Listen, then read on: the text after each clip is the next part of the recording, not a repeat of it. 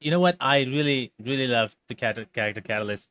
It looks very incredible. I cannot wait to play as her if I have enough coins to unlock her. Jumping back to where you got the role, how did you even get there? What happened? How did you get to this role?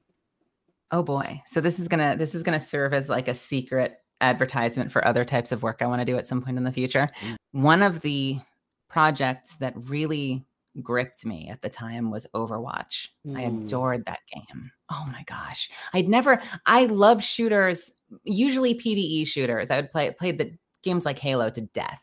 And occasionally PvP, but I love the story. Like I would play through the story over and over and over again. I Mm. adore Mass Effect. That's not first person, but it has a similar energy, you Yeah, know? yeah, yeah.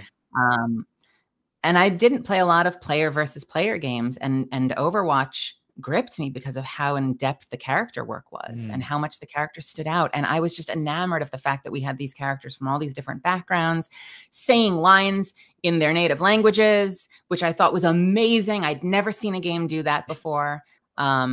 And hearing all of those different dialects and languages all meshing together and creating this, I wanted more story. There wasn't enough story, but what was there was so inspiring.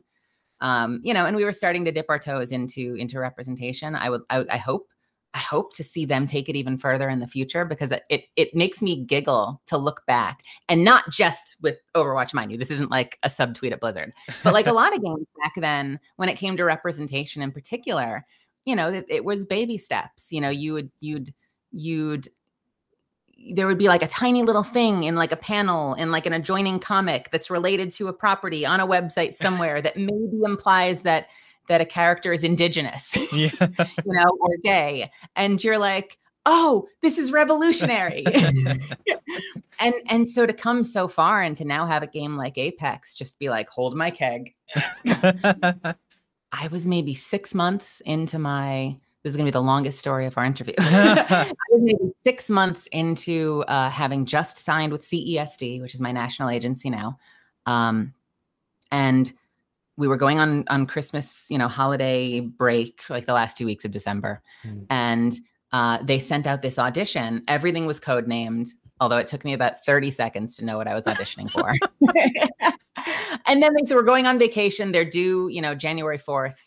Take all the time you need, get them in. Callbacks will be mid-January. Panicked, canceled the holidays. Oh, man. You'll relate to this. Called mom and dad, canceled the holidays. Was going to visit, no longer visiting. We ended up doing another, like maybe a month or two later, we had a wonderful visit. I went up and we kind of had a rain check, but I must have spent about $400 or $500 that week coaching. I felt just in my bones that this was the role that was right for me. And I knew I could do good work, but I just wanted to make sure that I was sending out the best possible audition I could. And so I was working with multiple coaches, polishing up the acting choices. I would get it to a place where I was confident, and then coach with someone and, show them what I had and let them tear me to pieces and try again. And then I sent it off into the ether. And it was so different from the Catalyst that we have in game now. It was a much wider swing. Thank goodness it was enough to get me in the room for a callback. But January came and went and I heard nothing. And so I thought to myself, okay, oh well. At least I had a chance to try. That was the most meaningful thing. And then come mid-February, I have a callback, and it went about as well as it could possibly have gone, short of getting offered the role in the room. There was so much there was such a connection there. And I felt like I hit it off with the writers and the directors that were there immediately. It was like, getting together with old friends. I wish an experience like this on every actor that's out there listening to this, because I've had very few experiences where I could walk away from a callback and say, I think it could not have gone better.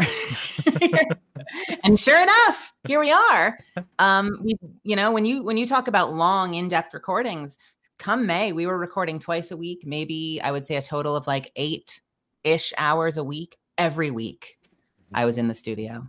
And then, we hit the moment where we finally wrapped our last session, and then we all just got to like stress out of our minds for the next like 2 or 3 months waiting for the launch date.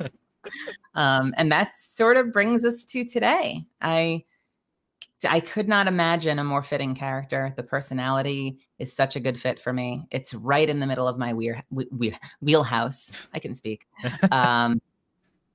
and it's I don't think I've played very few characters that have been this kind of natural and just sort of straight off the cuff, right from my instincts. It's certainly more heightened than I am in person. I'm a lot more casual. She's a lot more dire, but it's a very close to home character that is only just a slight, a slight turn of the knob away from just me, which I'm sure is going to make it super weird when I start playing the game and just hear like my normal ass voice coming out of the speakers.